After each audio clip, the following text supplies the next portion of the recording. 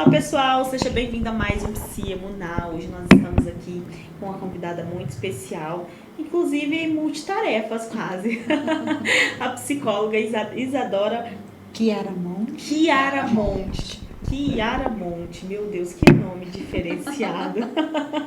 Hoje ela veio falar um pouquinho pra gente sobre a função, o trabalho e como que funciona o CAPS, a importância que tem dentro de um município, né? Eu falei que ela é multitarefas porque essa mulher já trabalhou na educação, essa mulher é professora, essa mulher trabalha no CAPS, oferecendo atendimento aí, e nós vamos saber um pouquinho dela.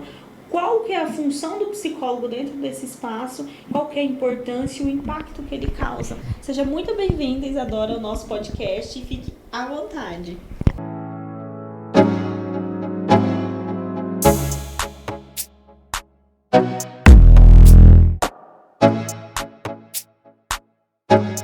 Bem-vinda. Muito obrigada. Posso começar falando um pouco do que é o serviço? Pode ser? Sim. Tá. O CAPS, ele é um serviço da saúde, então, né? Muitas pessoas confundem com serviços da assistência social. Inclusive, às vezes, o próprio jurídico, né? Sério?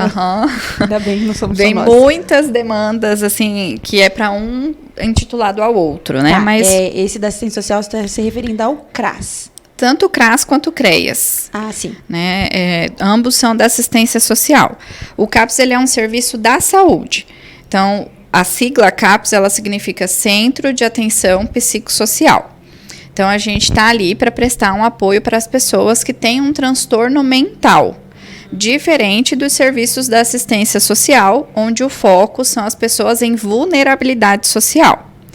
Normalmente, uma coisa vem atrelada à outra, né? Não é causa e consequência, mas a gente vê muito as questões sociais influenciando nas questões de saúde mental também.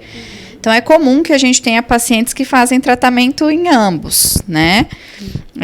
Tratamento no CAPS e acompanhamento na assistência social. Mas, eles são de serviços diferentes, né? Um é da saúde e o outro é da assistência social. Ficou claro agora exatamente isso, que em relação à saúde e à assistência social. Então, o CAPS atende da saúde. Da saúde. Transtornos mentais. Isso. O CAPS, ele atende um público específico, inclusive, não são todos os transtornos mentais. Então, ele vai atender transtorno mental grave, crônico ou recorrente. Então, o que a gente entende, né? Assim, transtorno grave são todos os transtornos mentais na sua forma agravada, né? O quadro clínico agravado. Ansiedade grave, depressão grave, um transtorno de personalidade não estabilizado, uma pessoa em surto que tem, né, recorrentes surtos psicóticos. O paciente em surto, ele não é estabilizado no CAPS, mas ele faz acompanhamento no CAPS. Quem estabiliza, geralmente, é no hospital. Isso, serviço de urgência e emergência. Aí, depois, ele é encaminhado para o CAPS, para dar continuidade no tratamento dele ali, né? Então, esses são os transtornos graves. Os crônicos são aqueles, a gente não usa a palavra cura, né? Mas são aqueles com os quais a pessoa vai ter que conviver o resto da vida dela. Então, na saúde mental como um todo, né? A gente não usa a palavra cura, a gente usa remissão, né?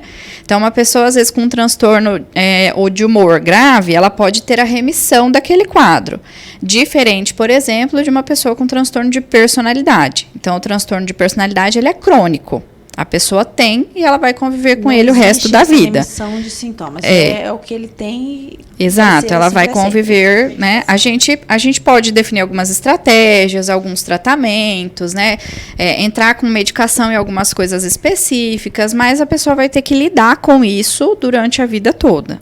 Só um pouquinho. Essa questão da medicação, lá tem um médico que vai fazer essa medicação. Tem. Um médico específico. Tem. A gente o CAPS, ele é composto por uma equipe multidisciplinar, né? Então, não são só profissionais de psicologia, por exemplo, né? A gente tem outros profissionais na equipe também. Inclusive, eu costumo até dizer para os alunos que no CAPS a gente aprende que o psicólogo, ele não é o rei da saúde mental, né?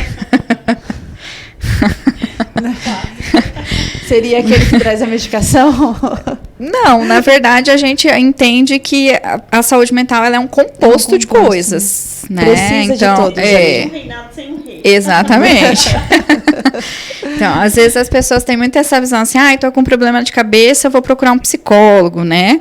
Ou muitos alunos se assustam quando eu falo, por exemplo, que um profissional de enfermagem ou de assistência social vai realizar uma intervenção com um paciente de transtorno mental. Eles falam, nossa, mas isso tinha que ser o psicólogo e não sei o quê, né? Eles não aceitam muito bem. Então, assim, a gente aprende realmente a abrir mão dessa coisa de posse, né? Que a gente tem, nossa, saúde mental é só do psicólogo e tá. Então, no CAPS, a gente aprende que não é bem por aí, né? Inclusive... equipe, né?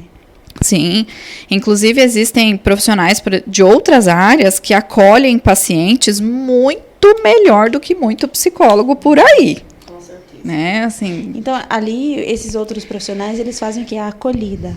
não, Né? eles podem trabalhar em todas as etapas do as... tratamento desse paciente. Porque nem todo paciente de CAPS, ele vai para psicoterapia. Né? Por exemplo, os pacientes que são pacientes psicóticos, eles não respondem muito bem à psicoterapia individual. Então, muitas vezes, eles vão precisar de uma abordagem de tratamento diferente, que não seja a psicoterapia individual. Então, o único ponto que é exclusivo do psicólogo é a terapia. É a psicoterapia. E aí, a gente também atende aqueles casos que são recorrentes, né? Então, que aí acabam, em algum momento, se cronificando, né? A pessoa faz um tratamento, melhora, tira o tratamento, piora. Faz tratamento, melhora, tira o tratamento, piora. Então, ele precisa estar em constante tratamento, exatamente. A partir da terceira tentativa, né, desse tratamento, a gente considera que é algo crônico. Quais então, são esses casos, por exemplo? A gente tem, por exemplo, pessoas com depressão crônica. Faz o tratamento, melhora, para, piora. Faz, melhora, para, piora. Então, a partir da terceira vez que isso acontece, a gente não interrompe mais esse tratamento. Porque a gente entende que já interrompemos 3 vezes e piorou, né? Se a gente interromper uma quarta, a chance dessa pessoa piorar é grande, né? E cada piora, cada recorrência, a gente tem uma diminuição aí da porcentagem de pessoas que conseguem realmente melhorar. Então, a gente mantém esse paciente em tratamento. E como que é feito esse acompanhamento? O paciente que sempre procura ou o CAPS também faz visita domiciliar? Como que funciona? O CAPS pode fazer a busca ativa, né, desses pacientes, mas ele é um serviço de livre demanda e de portas abertas. Então, o paciente, eu acho que eu preciso. Ele vai lá no CAPS, ele vai passar por um acolhimento, e desse acolhimento a gente faz um estudo de caso. Todos os pacientes que passam por acolhimento no CAPS são direcionados para estudo de caso. O estudo de caso é feito com a equipe inteira. Então, aqui em Tangará... Oi? Muito legal. Aqui em Tangará, a gente tem o CAPS 1, CAPS tipo 1. Existem vários tipos diferentes, e aí a diferença entre eles é a questão de carga horária de equipe. Então, e aí também alguns profissionais, né? O CAPS 1 é o menorzinho de todos. Ele é para cidades de até 50 mil habitantes. Então, Tangará, por exemplo... Nós estamos precisando de um... Tangará poderia ter outro, né? Outro CAPS. Poderia ter, inclusive, 3, né? Pela demanda. 3 CAPs, né?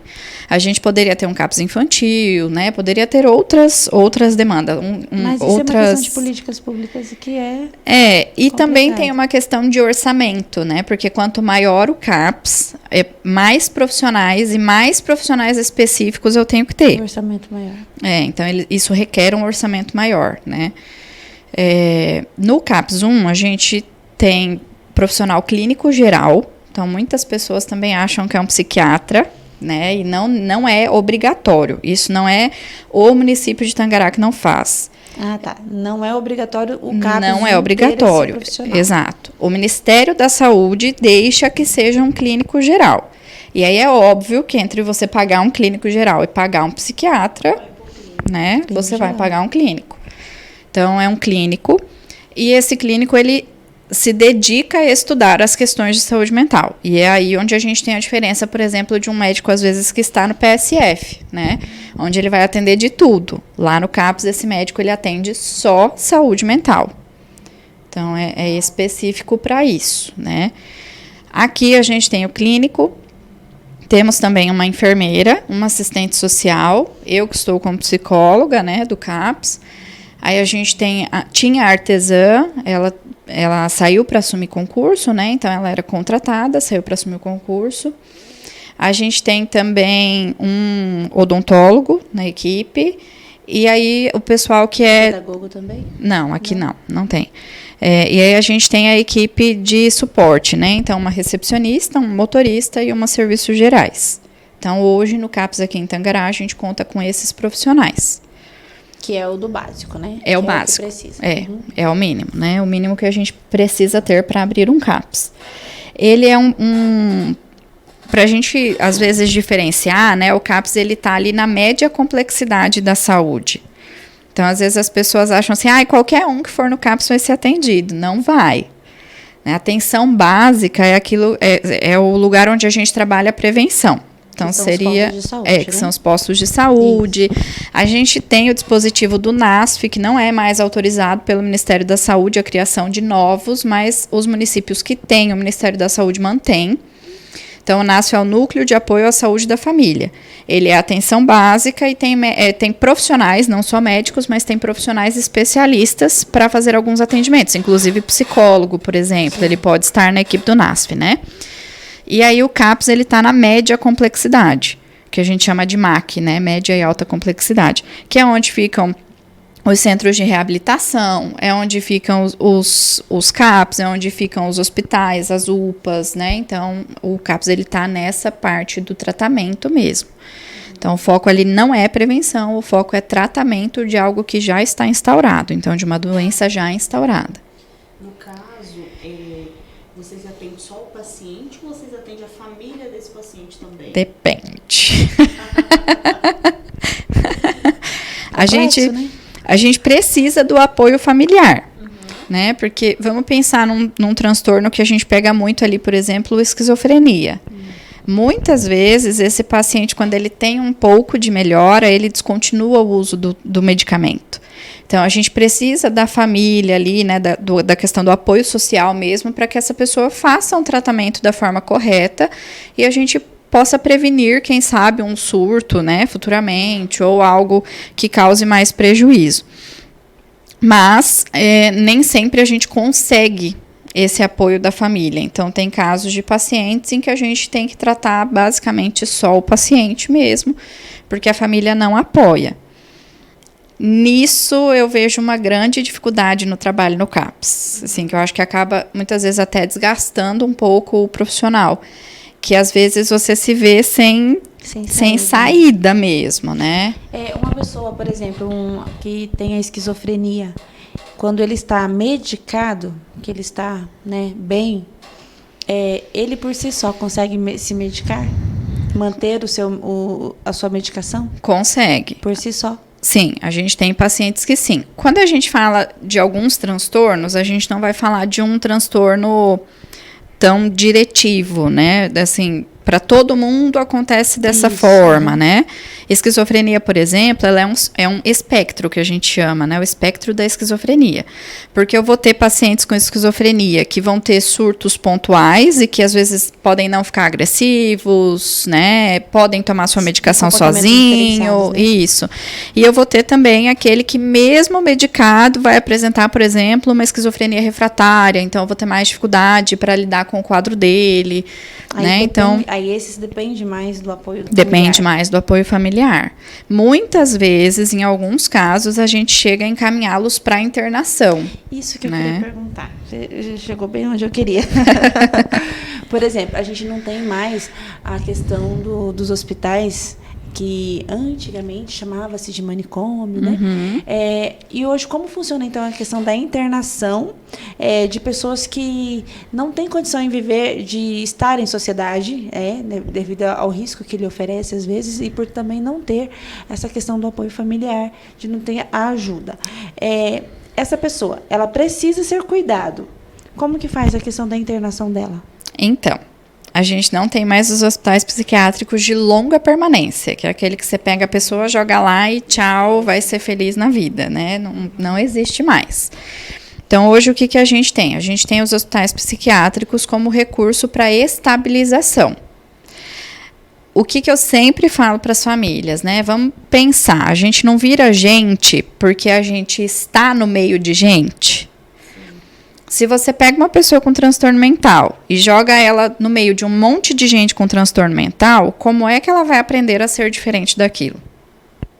Como é que ela vai aprender a estar em sociedade? Exatamente.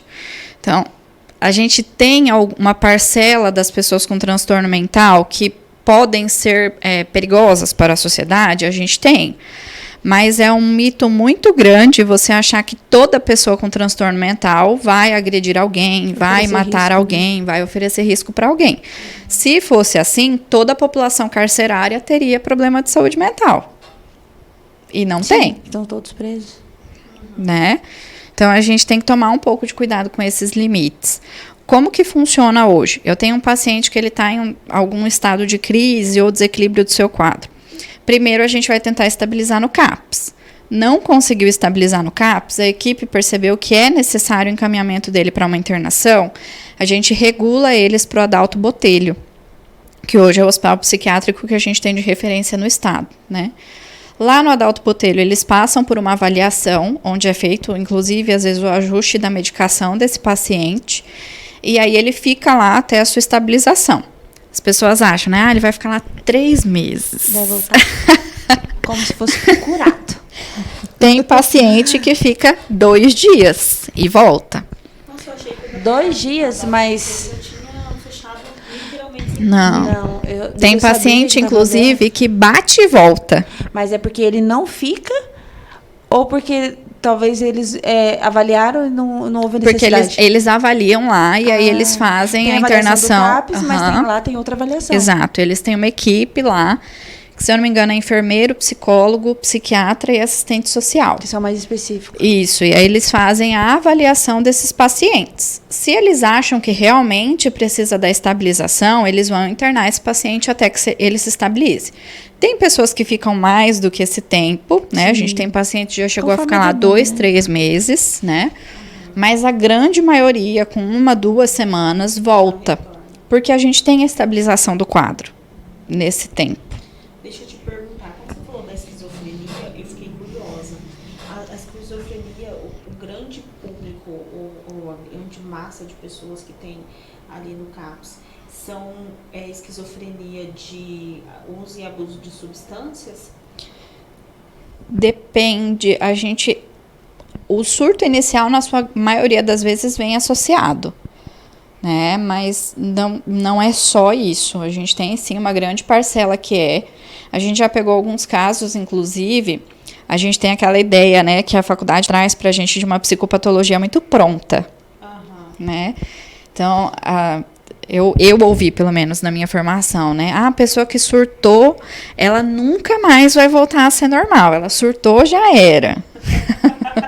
A população já era, então. Que é aquela receitinha mesmo, né? Para diagnóstico, a gente faz com checklist, né? No CAPS, a gente aprende que também não é bem assim.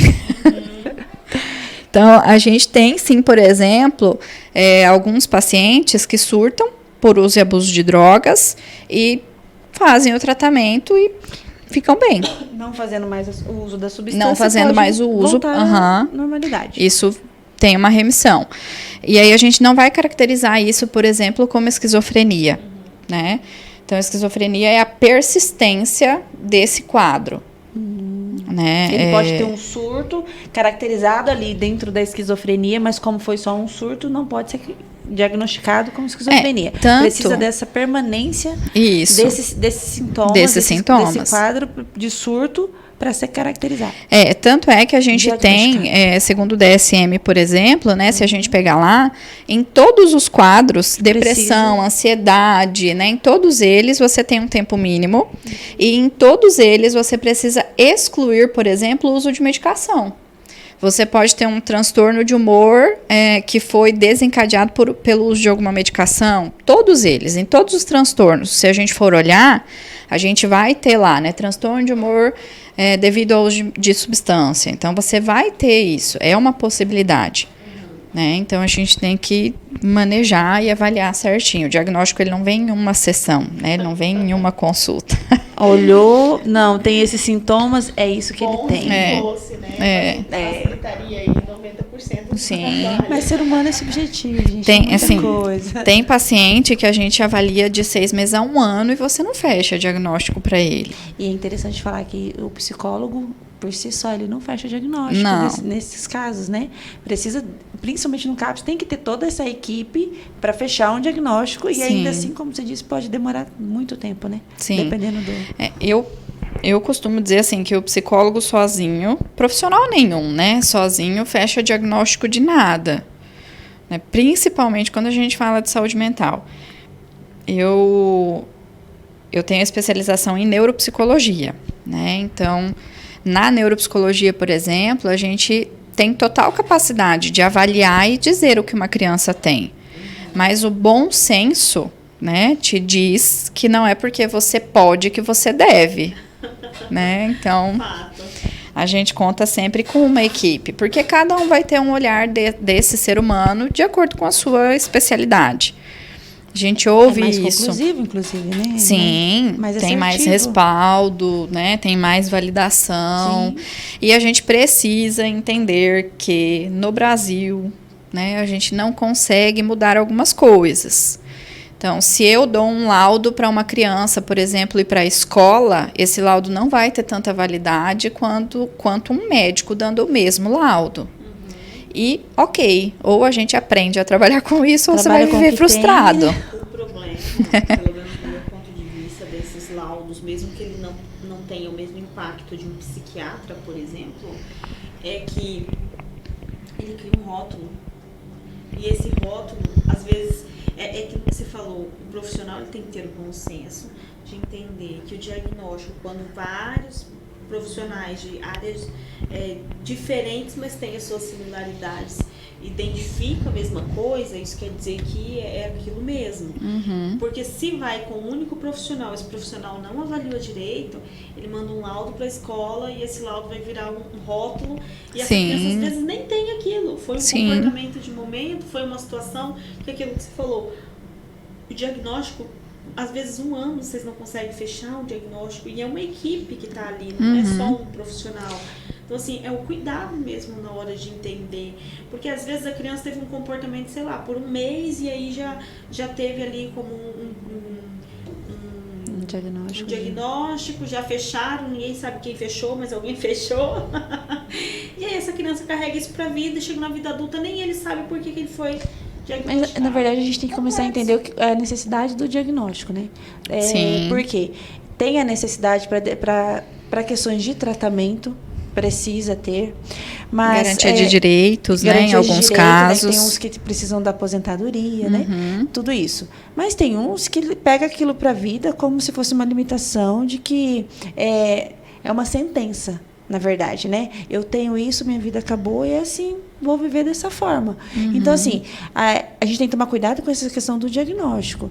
Precisa do diagnóstico? Precisa, porque tem muitas coisas que precisam, depende desse diagnóstico para que a pessoa possa ter seus direitos garantidos, precisa ter um tratamento mais adequado. Uhum.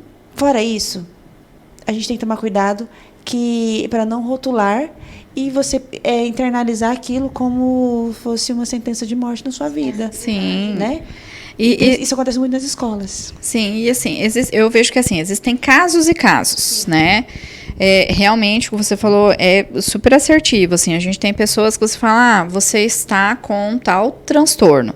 Ela fala, nossa, eu tenho tal transtorno, né? Ela veste, ela veste aquela camisa e ela não sai daquele discurso, né?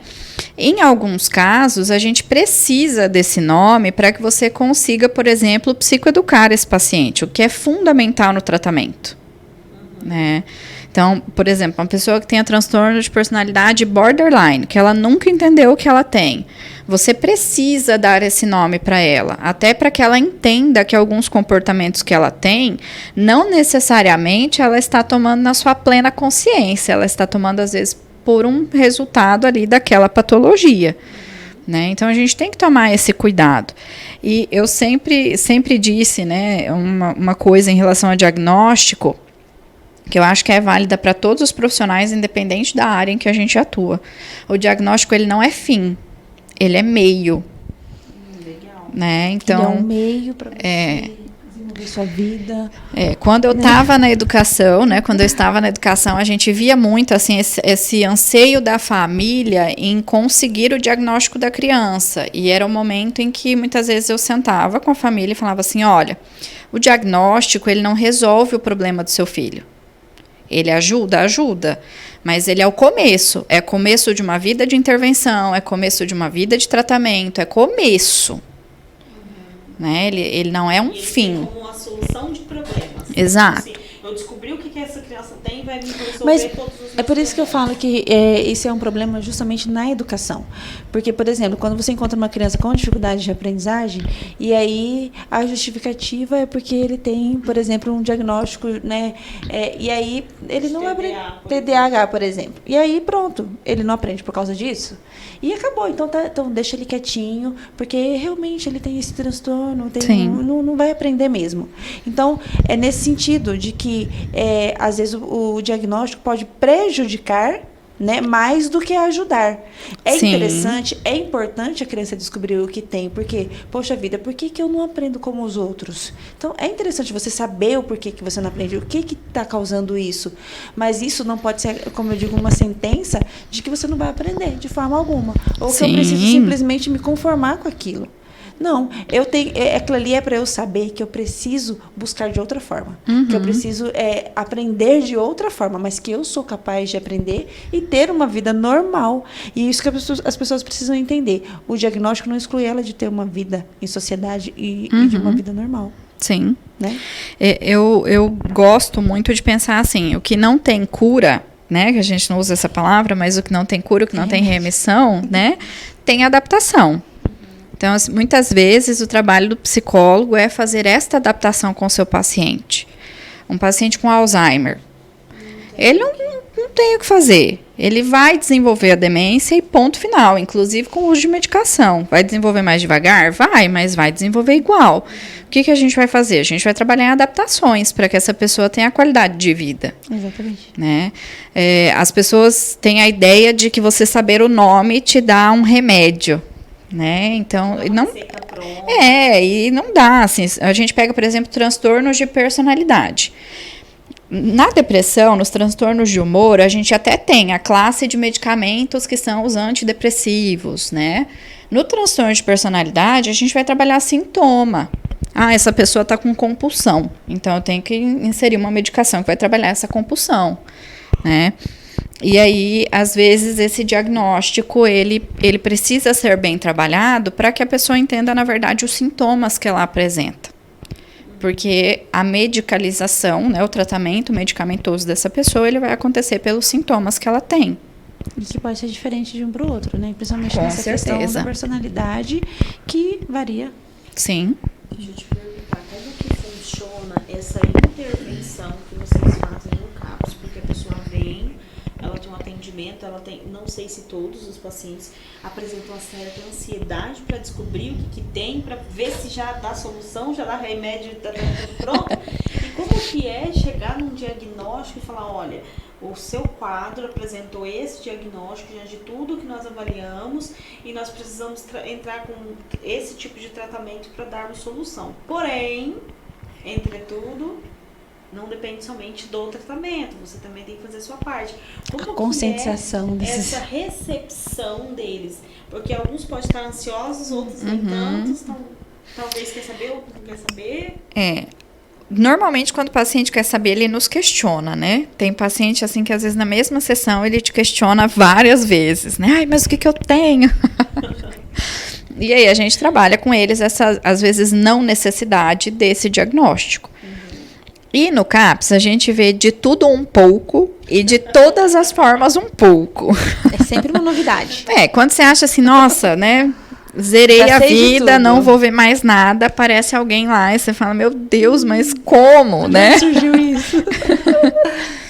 Às vezes é cômico, às vezes é trágico, né? Mas a gente vê de tudo um pouco, O que acontece muitas vezes? Esse paciente que procura o CAPS, lembra que eu falei que são 3 características, né? Grave, crônico ou recorrente. Pensa numa pessoa, por exemplo, que tem uma ansiedade social extremamente grave, que não sai de casa há meses.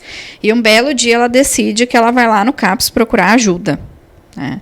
Aí ela chega lá e você fala assim, oi querida, tudo bem? Foi super difícil chegar aqui, mas você vai voltar aqui no dia tal, porque eu vou agendar para você um atendimento. Esse paciente vai voltar? Nunca mais. Ele não volta. Então, o trabalho do CAPS, ele começa aí. O paciente chegou, ele vai ser atendido. Ele chegou lá, é primeiro o atendimento dele, ele vai passar por um atendimento. Então, tem que ter uma triagem muito bem Sim. feita para você identificar isso. Ele pode não passar, porque aí as pessoas vão para lá com essa ideia, né? Eu vou para lá passar com o médico, eu vou lá passar com a psicóloga, né? E não é assim. Não importa qual profissional. Não importa qual profissional, exatamente. É o que tiver disponível no momento, é o que vai realizar o atendimento daquele determinado paciente. Então, esse paciente chega, ele já recebe esse atendimento, o que já dá uma diminuída nessa ansiedade dele, né? Inclusive, a gente tem muitos pacientes que vão lá na crise e depois não voltam mais, porque só o acolhimento para eles já foi o suficiente. Né? Não é um, não é dois, são vários, né? A gente tem semana que acolhe 10, tem semana que acolhe 25, né? Então, depende muito, essa demanda, ela varia muito. E de acordo com essa ânsia, né, que eles vão, muitas vezes isso diminui já ali no acolhimento, eles não retornam. Quando a gente faz o estudo de caso e percebe que realmente é algo moderado a grave, esse paciente segue no atendimento. E aí, muitas vezes, a gente direciona ele. O CAPS, ele não tem a obrigatoriedade de atendimento individual. Então, se eu, enquanto psicóloga, quiser atender todos os meus pacientes que vão para psicoterapia em psicoterapia de grupo, eu posso. Não existe uma normativa para isso. Você avalia o caso, então. Exato. Convém atender todo mundo em terapia de grupo? Não, porque tem gente que não vai se adaptar a esse estilo, né? Então, mas é uma possibilidade. E aí a gente tem, né, os grupos do CAPS, que também são dirigidos por todos os profissionais, não existe um profissional só que dirija grupos, e a gente tem também os atendimentos individuais. E aí a gente vai direcionando. Eu acho que o seu João, que veio aqui no dia tal, ele se daria bem trabalhando no grupo dos idosos, né? Mas ele também precisa de uma medicação, então vamos colocar ele num atendimento clínico e vamos colocar ele no grupo de idosos? Ok, então esse vai ser o tratamento do seu João lá. Mas o seu João não quer, né? Ele não gosta de grupo, ele não quer. Tudo bem, o seu João segue naquilo que foi determinado para ele e de acordo com o que ele se adapta também. Então, é um trabalho muito em conjunto, né? A gente faz esse trabalho muito junto. Por exemplo, que eu falei de triagem. Então, não é feita assim uma triagem, passa, igual, por exemplo, chega lá na emergência e você faz aquela triagem lá. Não tem uma pessoa... O que tiver ali, o profissional que estiver disponível vai fazer esse atendimento e a partir dali ele vai direcionar conforme o caso dele. Então, qualquer profissional ali tem essa capacidade, então, de saber direcionar esse paciente. Esse direcionamento, ele não é feito sozinho. Então, por exemplo, de segunda a quinta, a gente realiza acolhimentos. Nas sextas-feiras, em nenhuma sexta-feira vocês vão lá no CAPS e vão ser acolhidos. Ninguém. Por quê? Nas sextas-feiras é o momento em que a equipe toda pega todos os casos que a gente acolheu durante a semana, senta todo mundo na mesma sala e fala, vamos estudar aqui o caso do seu João? O seu João, ele está apresentando isso, desde tanto tempo, ele faz ou não faz uso de álcool e drogas, ele tem ou não tem rede de apoio, então a gente estuda o caso do seu João. Olha, não, realmente, seu João, ele parece ter, né, ali um quadro de CAPS, de acompanhamento em CAPS. Então, ele segue no acompanhamento do CAPS. Não, aí Dona Maria, ali já direciona com todo mundo junto. Entendi. Né? Não, Dona Maria não, Dona Maria é algo leve, né, então a gente pode direcionar ela para outro lugar. Esse também é um papel importante do CAPS, que é compreender e saber direcionar a RAPS, que é a Rede de Apoio Psicossocial. Então, onde por exemplo, no hospital que eu encaminho um paciente de saúde mental? Onde é que eu tenho alguém para trabalhar a saúde mental na atenção básica? Para quem que eu vou encaminhar quando esse caso não for de CAPS? No meu município, eu tenho outros dispositivos para trabalhar a saúde mental? Então, tudo isso faz parte do papel do CAPS. Que é você conhecer, né? Na verdade, é você saber... você saber para onde você vai encaminhar aquele paciente. Porque, às vezes, esse paciente também está perdido. Né? Por exemplo, a gente tem um profissional na cidade que atende crianças e adolescentes. Mas a gente tem vários profissionais psicólogos. Se essa mãe tiver que ir em cada um Para ela, não é aqui, não é aqui, não é aqui. Ela vai passar em vários, ela vai chegar na metade, ela, não quero mais saber, não vou mais. Nenhum deu certo. Então muitas vezes, exato, muitas vezes esse paciente ele vai para o CAPS, ele não é um paciente de CAPS e a gente direciona, o senhor vai buscar em tal lugar, o senhor vai falar com fulano de tal e ali o senhor vai começar o seu tratamento. Então, o CAPS, ele também tem esse papel de direcionar essa demanda. A gente fala de organizar o fluxo, né, de saúde mental no município. Isso é interessante, porque é a primeira vez, eu falo para você, a primeira vez que eu ouço falar que um setor público, um serviço público, tira um tempo para estudar os casos, literalmente. Porque a gente ouve assim, tem um estudo de caso, a equipe vai avaliar, mas é aquele avaliar assim. Fulano, você viu tal coisa, seu João, que veio aqui ontem? Eu vi então. Eu acho que seu João não é pra cá não, eu também acho. Então vamos mandar pra tal lugar? Vamos mandar pra tal lugar. E aí, essa conversa acontece com um estabelecimento aberto, com atendimento ao público, é gente entrando, gente saindo, não tem realmente, aí fala assim, aí chega a gente, cadê o psicólogo? Tá na reunião. Cadê o psiquiatra? Tá na reunião. Cadê o enfermeiro? Tá na reunião. Aí sobrou a recepcionista. Aí fica assim, mas cadê o povo? Aí a recepcionista levanta, vai lá, doutor, tem como o senhor atender? Chegou gente aqui, é que tá com muita urgência, tem como alguém da equipe? Ou seja, não tem realmente um tempo para entender essa demanda, entender essa necessidade, falar, olha, essa pessoa nós podemos direcionar para a Rivane, por exemplo, que vai atender. E é muito legal ouvir isso. Para quem não sabe, eu não sabia. Não, é uma coisa realmente que eu também não sabia. Existe um cuidado por parte dos profissionais de dizer, não, nós precisamos desse momento para entender todas essas histórias, todas essas demandas, para a gente saber o que cada um precisa. Isso é muito legal. Sim. Eu acho que até ajuda na questão do, como diz, o fluxo, né? Porque senão eles ficam todos ali. E sabendo que poderiam buscar ajuda de outras formas, mas fica tudo concentrado ali. Aí vai ser difícil atender toda a demanda, inclusive. E assim, se a gente for pensar, Tangará tem em torno de 120 mil habitantes, né? Se a gente pegar 1% dessa população, o que não é 1%, é bem mais de 1%, mas se a gente for pegar 1% dessa população, são 1.200 pessoas. Como é que eu vou dar conta, em 40 horas, que é o meu período de trabalho semanal, de atender 1.200 pessoas? É humanamente impossível. É humanamente impossível. Então, você tem que direcionar essa demanda. E o serviço, ele é para tratar graves, crônicos e recorrentes, então ele tem que tratar graves, crônicos e recorrentes. Às vezes, as pessoas não entendem isso.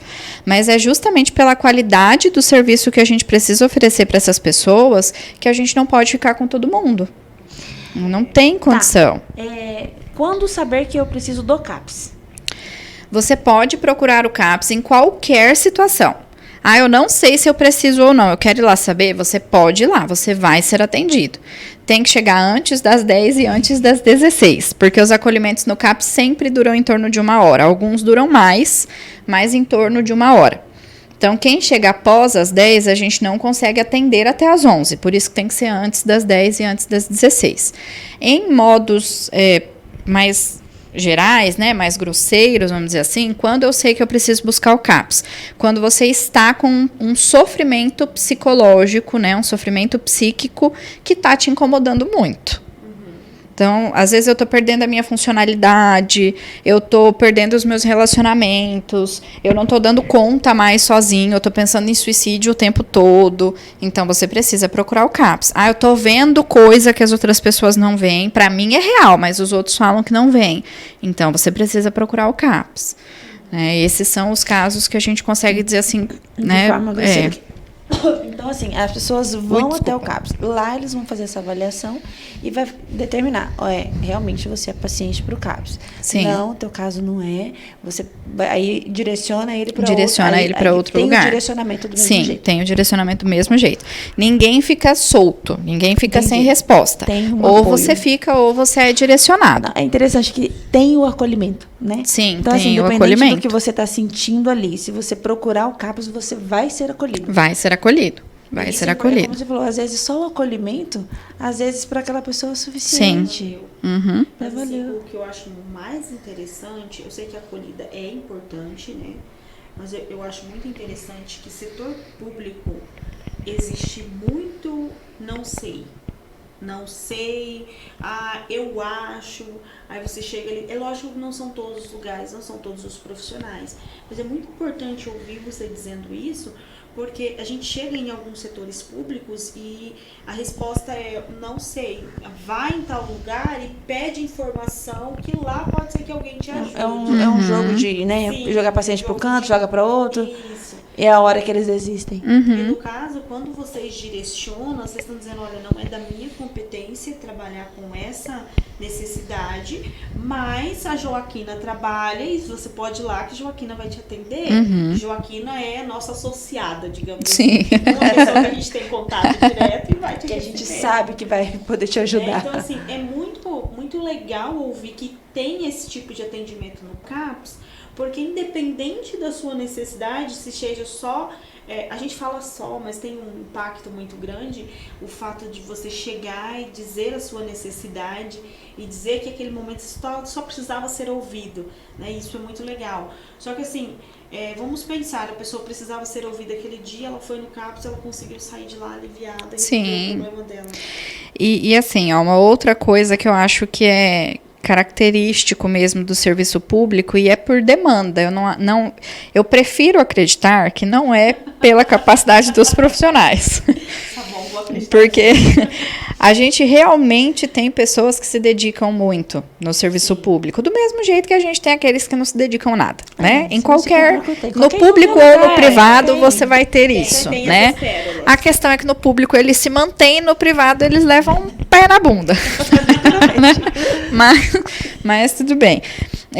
O que eu acho que é interessante também a gente pensar? A demanda no serviço público ela é sempre muito maior do que a oferta de serviço. Né? Então, por exemplo, hoje a gente tem aí uma média de espera, às vezes, de 6 meses para atendimento psicológico, dependendo do lugar que a pessoa for buscar. Né? Então, muitas vezes você dar opções para essa pessoa, eu acho que também tira um pouco dessa carga do tipo, ficaram com o meu encaminhamento e vão me ligar e nunca me ligam. Né? Então, eu acho que também é algo para a gente pensar. Você está oferecendo alternativas para a pessoa, isso. né? Até a perícia hoje está demorando. Sim. A perícia é um trabalho. A pessoa vai lá no INSS para fazer a perícia.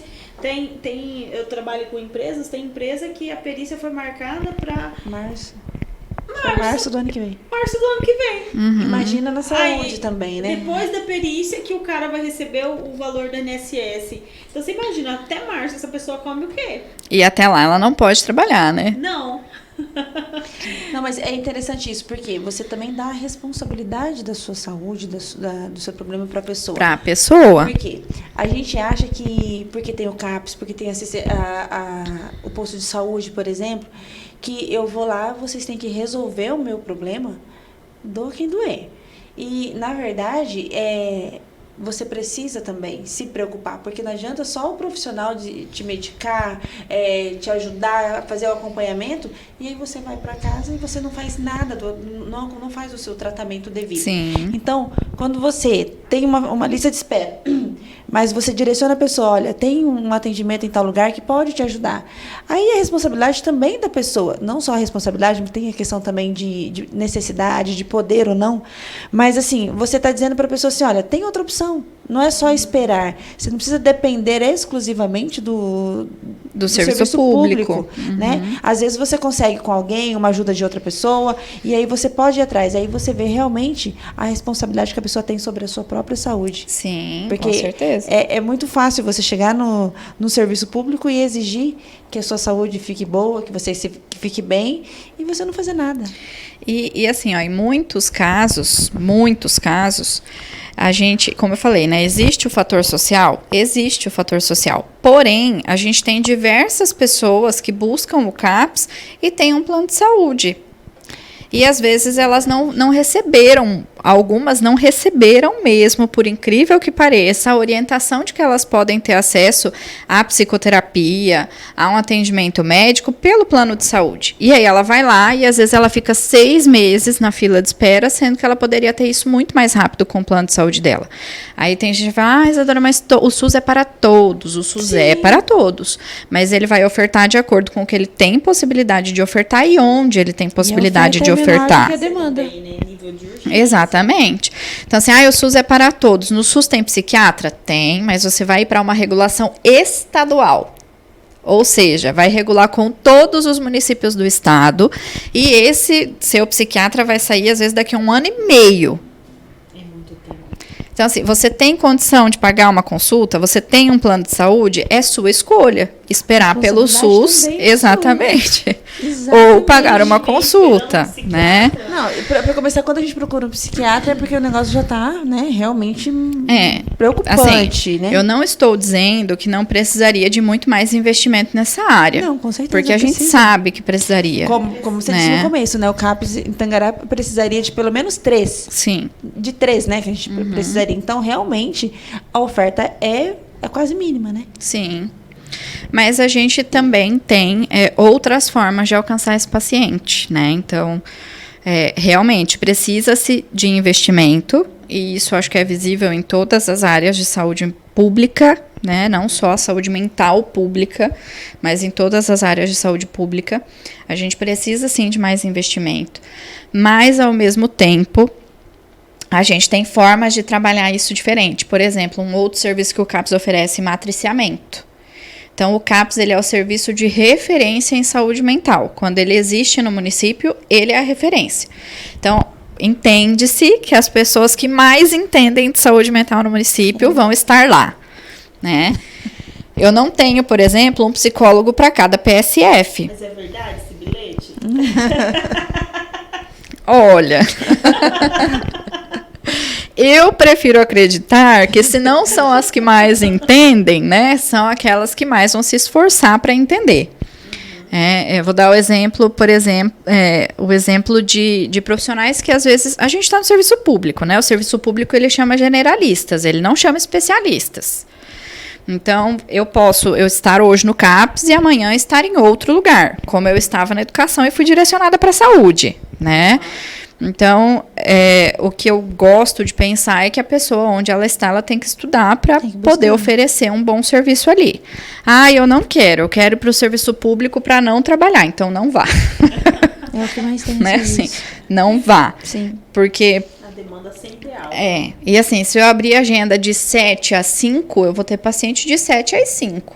Um atrás do outro, sem parar, entendeu? Porque tem demanda, você tem demanda de atendimento.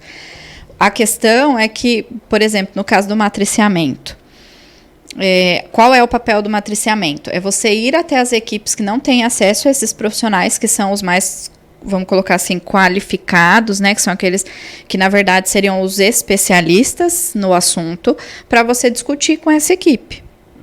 Né? Então, a gente faz toda quarta-feira à tarde. Quem for no CAPS não vai ser acolhido, porque a gente vai estar com alguma equipe de saúde básica fazendo matriciamento.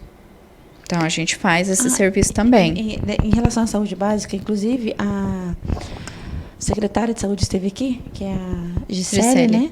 E a gente estava falando muito sobre a questão de prevenção.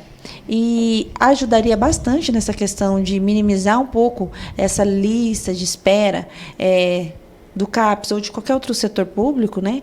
A questão da pessoa, como a gente estava dizendo, da responsabilidade que ela tem sobre a sua própria saúde em buscar um atendimento preventivo. Sim. Por exemplo, às vezes, uma questão de depressão ou de ansiedade, você já não chega ao pico de uma hora para outra. Você já não chega a um surto de uma hora para outra. Tem um caminho ali percorrido de um tempo que você vai percebendo, que as pessoas às vezes até falam para você, olha, procura ajuda. Você fala, não, isso vai passar. E aí você vai postergando a sua saúde, deixando de lá até o ponto de chegar de um surto e você ter que procurar, por exemplo, o CAPS. Uhum. Entendeu? Então, assim, a questão preventiva cabe para todo mundo. E em qualquer situação, não é só na saúde básica. No CAPS também caberia. Então, assim, eu posso ser uma pessoa que precise um dia de um CAPS.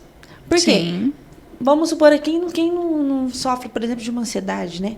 Então, assim, eu tenho ansiedade. Se eu não cuido, se eu não vou atrás de um tratamento, se eu não vou atrás de me cuidar, de ser responsável pela minha saúde, essa ansiedade vai aumentando. Até ao ponto de, por exemplo, dar uma crise e eu talvez precisar de um CAPS. Mas isso não aconteceu. Isso, se acontecer, por exemplo, daqui 5, 6 anos, não sei, eu tenho pelo menos uma vida quase de ansiedade. E aí? Não é? Mas é. Então, é uma vida mesmo, porque, né, desde pequeno a gente tem essas coisas. Então, é a gente ser responsável pela nossa própria saúde e buscar um atendimento preventivo, que aí você vai buscar lá no CAPS. Né? Você vai no CAPS não, nos postos de saúde, na unidade básica, né? E procurar um psicólogo que pode te ajudar nessa questão que está iniciando, para isso não evoluir para um transtorno, para algo mais grave, e a ponto de você falar, não preciso, mas talvez você precisaria se você não cuidasse. Então, talvez essa lista de espera do CAPS, talvez fossem alguns desses, e a gente não pode generalizar, porque tem questões sociais, tem questões educacionais, e aí é uma questão, né, que difere de cada ser humano, mas assim, muitos poderiam não estar nessa lista. Sim, com certeza. Né? Inclusive, a gente tem vários estudos falando da qualidade de vida associada à saúde mental. Né? Por exemplo, foi feito um estudo com adultos, estudos voltados mais para a área de neurociência, né? Foi feito um estudo com adultos falando da questão do baixo sono, da baixa qualidade de sono. Então, eles avaliaram que as pessoas precisam de, em média, 8 a 9 horas de sono por dia. Quando a gente fala média, se eu tiro 10, você tira 5, a gente faz a média disso, não vai dar 7,5? Sim. Então, média não é algo tão justo assim. Eu posso precisar de 10 horas de sono para acordar bem. Você pode precisar de 5. Já não é normal. Talvez exista um quadro de exaustão aí. Vamos dar um diagnóstico aqui. Então, existem estudos, por exemplo, que falam que adultos em idade ativa, né, que trabalham, que têm as suas responsabilidades, que dormem menos de 6 horas durante 3 meses, vão ter um prejuízo de estresse de, em média, 2 anos. E as pessoas, elas acabam não pensando muito sobre essas questões, né? A gente não aprende que o ser humano ele é bio, psico, recentemente, espírito social.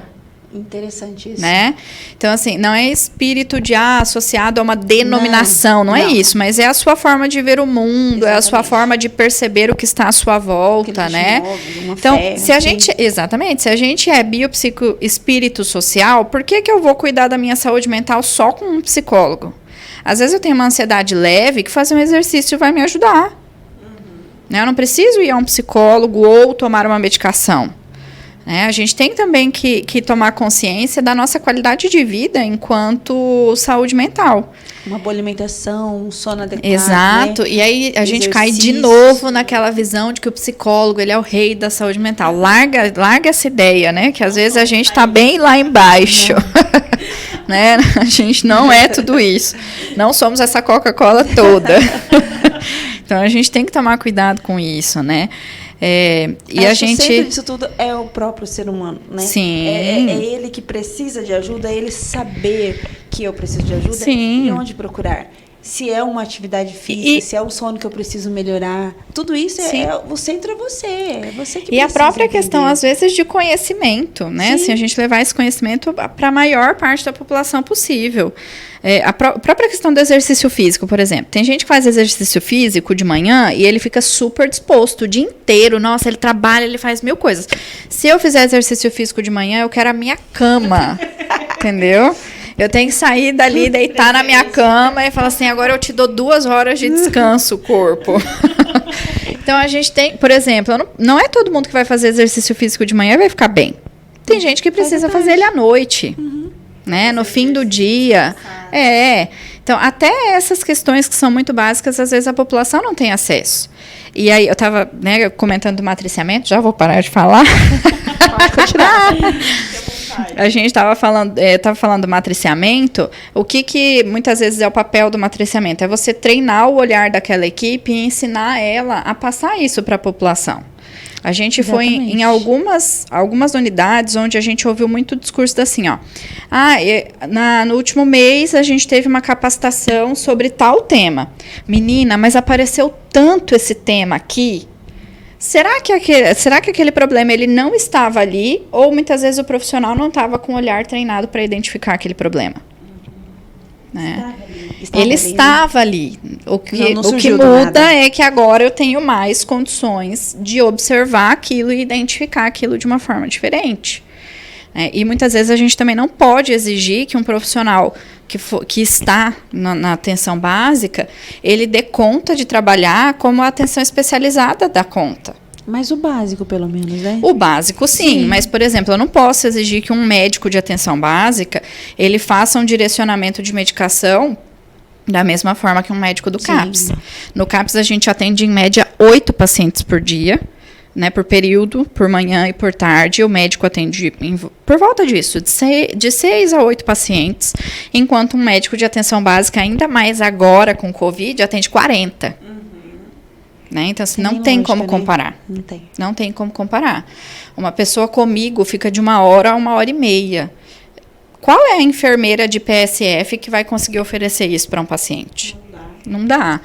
Então, cada um tem que estar no seu lugar. E aí, o matriciamento, ele entra justamente nessa função de dar suporte para esses profissionais, que muitas vezes se esgotam por não ter esse suporte. Mas é igual a gente falou sobre a questão do acolhimento. Às vezes, esse matriciamento de você ajudar esses profissionais, dar uma acolhida e saber, pelo menos, direcionar. Né? Porque enquanto você acolhe aquele paciente, dá uma atenção para ele, tipo assim, eu sei que não é para mim, e já direciona ele, aquilo ali já ajuda bastante. Inclusive, a própria demanda do PCF, né? Da própria demanda da unidade básica, de ter uma lista de espera que talvez realmente não é para eles. Então, quando você tem esse olhar de pelo menos saber identificar que aquilo não é para mim e que eu posso pelo menos ouvir aquela pessoa, trazer um acolhimento e direcionar, já ajuda bastante. Então, assim, realmente é uma demanda muito grande para que todo mundo saiba de tudo. Sim. Mas dá para fazer um básico, dá para fazer um pouco. E às vezes são coisas muito pequenininhas, né? Assim, né? São coisas. Vou dar um exemplo bem breve, assim. A gente pegou o caso de um senhor que ele não tomava medicação porque mudava. Assim, serviço público, né, tem licitação, então você não garante sempre o mesmo laboratório para o paciente. E aí mudava a caixa do remédio, ele não queria tomar, porque ele achava que não ia fazer efeito. E a equipe estava ali, né, no convencimento desse paciente, não, vamos tomar, o senhor precisa, vai fazer efeito igual. E aí o senhorzinho tomava e falava, não está funcionando. Não está funcionando. Aí solicitaram o matriciamento. Uma coisa muito simples. Guarda uma caixa do laboratório que ele acha que funciona. E aí você troca a coisa de caixa. Eu não acredito. Coisa simples. Então, assim, para quem acaba trabalhando com isso o dia todo... Mas é bom saber. Isso funciona muito com idoso. Sim. Porque idoso tem a mania de... E assim, não, é só o laboratório tal que funciona comigo, né? Pode acontecer? Pode acontecer. A gente sabe que pode, né? Mas ainda assim... depende do SUS, é o que tem, né? E ainda assim, às vezes até na farmácia particular, a gente vai comprar, não tem aquele que você costuma comprar sempre, né? Então... do Danoninho, né? Que era bonitinho, que os pais compram e a criança gosta daquele. Esqueci o nome do Danone agora. Que ele é tipo um desenho de um bichinho. Aí fazem o quê? Compra o saquinho e vai... Coloca lá. Então, assim, são coisas muito básicas e que às vezes podem economizar esse desgaste todo da equipe que está empenhada em conseguir uma solução para esse paciente. Porque se não tivesse, já ia falar, seu João, toma se o senhor quiser. Se o senhor não quiser, problema seu. Né? Então, assim... O problema é que esse paciente sempre vai voltar, sempre vai pedir. Sim. Realmente é um desgaste para a pessoa que tem que repetir a mesma informação todas as vezes para a mesma pessoa. Sim. É difícil. Então, são coisas que, assim, quando a gente junta, né, mais cabeças pensando, a gente acaba tendo uma solução para esses problemas. E com olhares, com especialidades diferentes. Às vezes a equipe tem uma dúvida que você pode ir lá e resolver. Então, o matriciamento ele é para isso, é para você dar esse suporte para esses profissionais também. Então, o CAPS ele não trabalha só com o paciente e a família, ele trabalha também com as outras equipes, né? Com toda uma rede de atenção psicossocial. Porque a saúde mental ela é de todo mundo. Exato. Né? Um paciente, por exemplo, que faz acompanhamento de hipertensão e diabetes, né? Que são os hiperdia. Ele não vai ir todo mês num cardiologista para fazer o acompanhamento da hipertensão dele. Ele vai para o PSF. Um paciente estabilizado de saúde mental, ele também não vai para o CAPS, ele vai para o PSF. Então, a saúde mental também está em todos os dispositivos como qualquer outro problema. O paciente hipertenso, ele teve um pico lá, desmaiou por causa da pressão arterial dele. Ele vai para a UPA. Um paciente de saúde mental teve um surto psicótico. Ele vai para a UPA. Né? Então, ele tem que saber lidar com isso. Exato. E aí, cada profissional precisa saber lidar com isso. Além de tudo isso, né, o papel do CAPS é a ressocialização. É a gente tirar esse estigma de que o louco tem que ficar trancado. Eu tinha uma professora amadíssima, gosto muito dela, e ela falava assim, a sociedade tem que cuidar dos loucos que ela cria. Nossa. Difícil, né? E se a gente for pensar, não está errado, Não. né?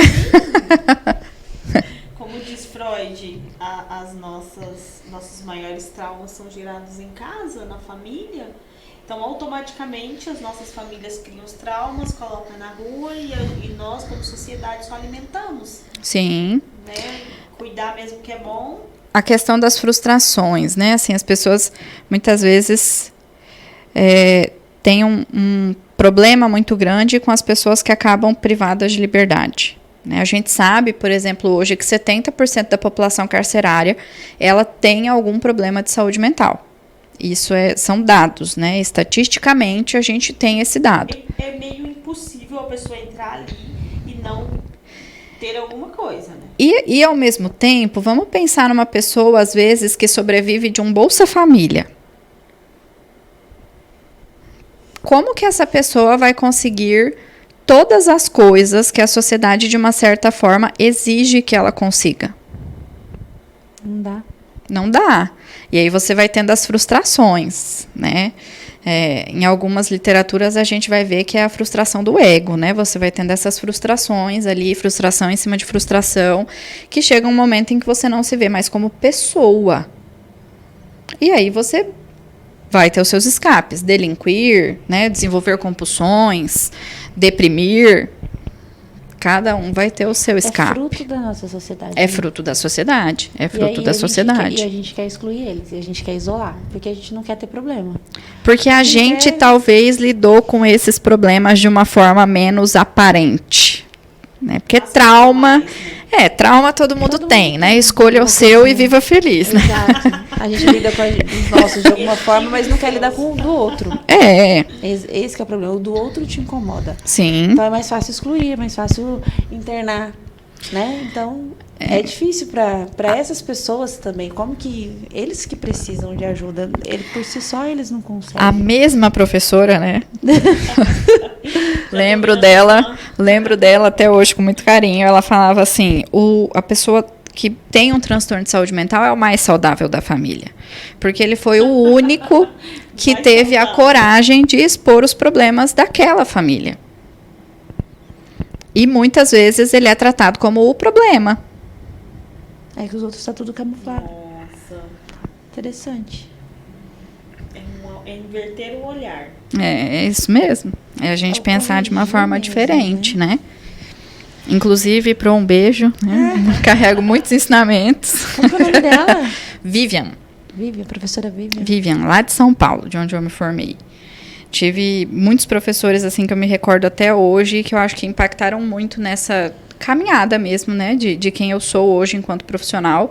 E me lembro de muitas coisas, né? Acho que uma das matérias mais chocantes que eu tive foi indivíduo, cultura e sociedade, que às vezes a gente não dá tanta atenção né, na graduação, porque está ali nos primeiros anos, né, tudo muito teórico, mas mudou, assim, drasticamente a minha forma de ver algumas coisas, né, e eu vejo que isso se dá pelo professor, pelo docente, né, que estava ali. Eu tenho uma bem especial, que é a Juliana Filipim.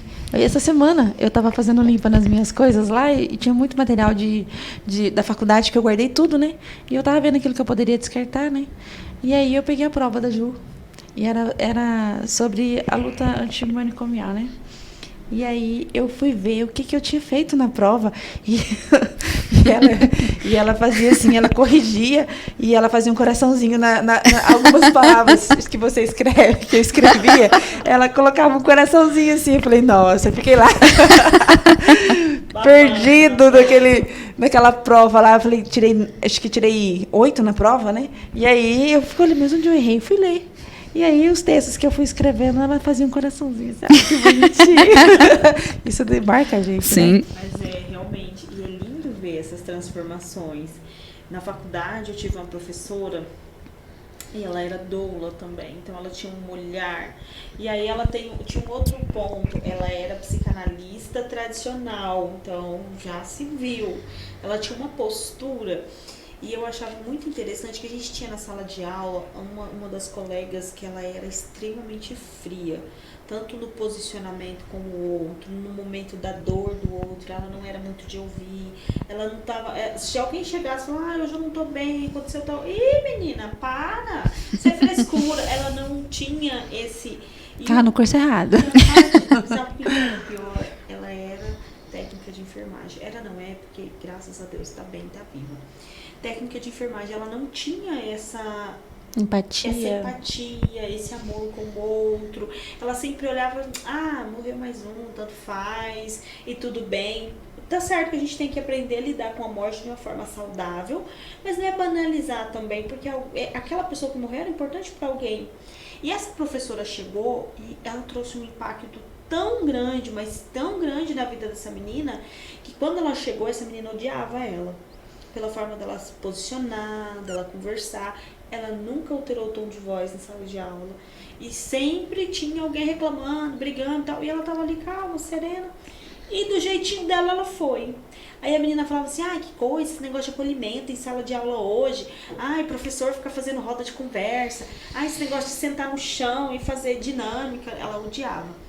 Mas foi 2 anos essa professora dando aula pra gente.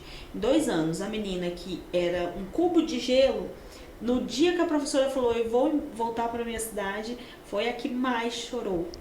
Foi a pessoa que mais chorou. E foi lindo ver a transformação dela. Porque ela começou uma pessoa insensível de tudo e terminou com uma pessoa no momento do acolhimento, era a pessoa que mais chorava, era a pessoa que dizia, nossa, eu não tô bem. Assim, terminou a faculdade outra pessoa. Transformada. Tanto que, não que isso tenha relação, ou talvez tenha, mas ela começou quase ateia, não sei como que chama, mas ela começou agnóstica, sei lá, como que usa a expressão correta, não cria em Deus, nada, terminou a faculdade crente. Então, assim, era uma coisa assim incrível, porque para você crer em Deus, uma pessoa que é extremamente fria, precisa de uma mudança de vida para você dizer assim, não, eu acredito em um ser que ele vai ser presente em espírito, ele não vai ser presente em físico aqui na minha frente.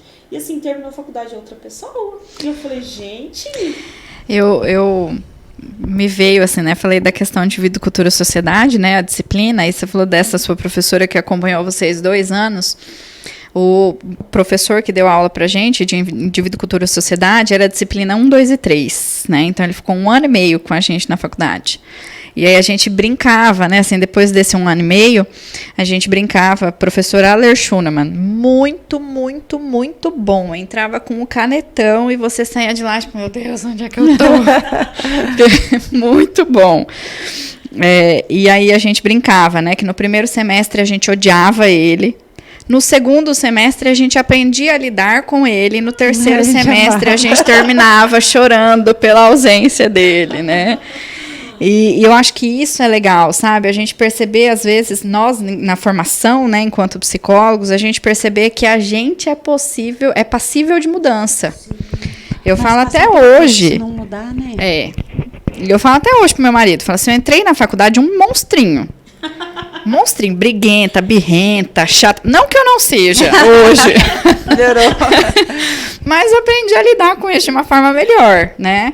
E se a gente pensa que nós, enquanto profissionais, podemos mudar, por que os nossos pacientes não podem? Sim. A gente precisa crer nisso.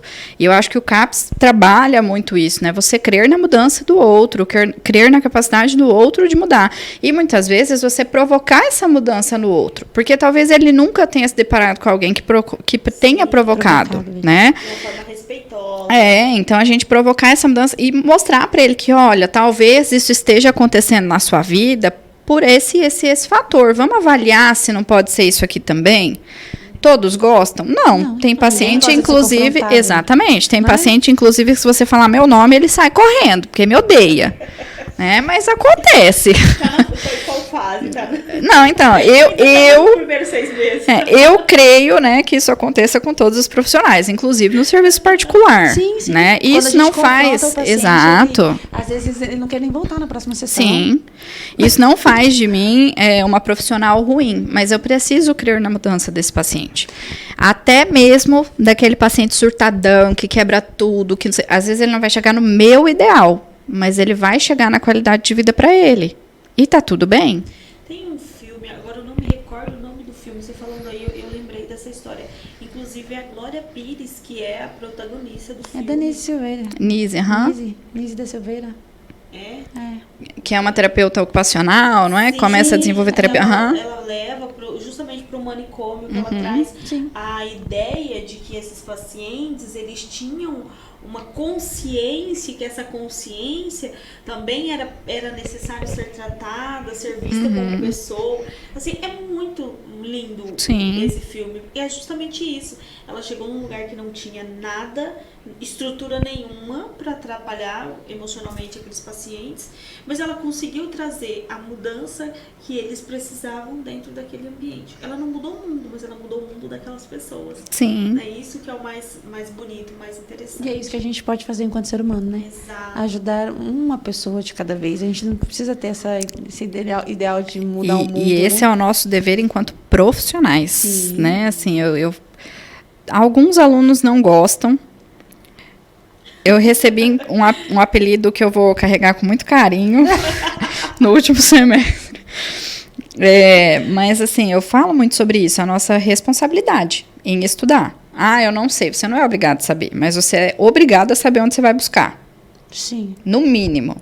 Eu sempre falo isso, gente, eu não sei tudo. Terminei a faculdade, eu tenho aquela sensação de que eu não sei nada, mas eu sei onde buscar. E eu sei que eu preciso buscar. Então, quando você tem essa consciência de que eu preciso buscar, de que eu sei onde buscar, então eu acho que não tem limitação para você. Você pode ajudar o próximo. E mesmo que tenha limitação, você precisa saber para onde você direcionar essa pessoa. Sim, nem tudo né? você pode resolver. Sim, essa é a nossa mínima responsabilidade, né? Ser bom é o mínimo, né? Eu digo muito isso para os alunos. Eles me chamaram de malvada favorita, né? Eu escutei isso na faculdade. Mas assim, vou me justificar que eu sou uma professora boazinha. Mas as disciplinas são difíceis, né? Eu leciono neuropsicologia. A disciplina da pessoa. Mas assim, eu vejo que para nós é possível, para todos é. Sim. Nós não somos uma elite escolhida, então todos os pacientes têm condição de melhorar. Mas o que falta, o que a gente precisa é ter empatia, ter amor ao próximo, né? E saber fazer, vontade, né? ter Você tem boa vontade de poder ajudar. Sim. É isso. Aí nesse momento nós gostaríamos de te agradecer. Obrigada. Senão a gente passa a conversa mais aqui. Bastante hoje sobre CAPS, coisa que eu não tinha noção de como funcionava. Tá aberta as portas para você voltar Obrigada. mais vezes, para você trazer mais experiências, mais ensinamentos.